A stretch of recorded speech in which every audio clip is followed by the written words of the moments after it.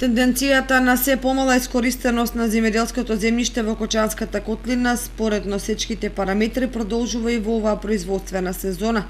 Факт е дека активното земјоделско население старее, бидејќи голем процент од младите ја напуштаат земјата и заминуваат во странство во потрага по подобар живот. Повозрасните и изработени земјоделци немаат ниту сила, ниту драга можност да произведуваат рентабилно, па од година во година остануваат дел од нивите необработени и непосејани. Ако проценките на минатата година велеа дека од 20 до 25% од плодното земјиште останало необработено, годинава процентот ќе биде уште поголем. Само покрај обиколницата може да се видат големи површини необработени, а ако се навлезе уште подлабоко во полињата, ситуацијата е повеќе од загрижувачка. Земјоделци во паника велат дека нема што да прават со имотот, бидејќи синовите и ќерките им се во странство, а тие самите не се во состојба да обработуваат под 30 до 40 декари ниви со разни култури.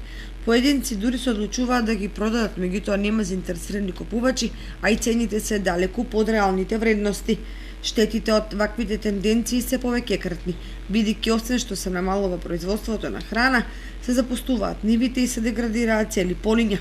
Паралелно и вкупниот обрат на средства реципроцентно се намалува, бидејќи на пример водостопанство прибира помали средства во однос на вода надомест, се трошат помали количини на вештачки ѓубрива, хемиски препарати и слично, а сето тоа кумулативно негативно влијае врз агростопанските процеси во производствениот регион.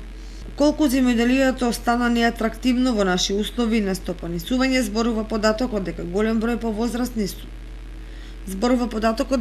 број повозрасни сопственици ги даваат нивите да ги работат други земјоделци без каков и да е надомест, само колку да се обработуваат и пак нема заинтересирани. Дали тоа значи дека земјоделието во регионот го очекува комплексна, тешка и драматична транзиција?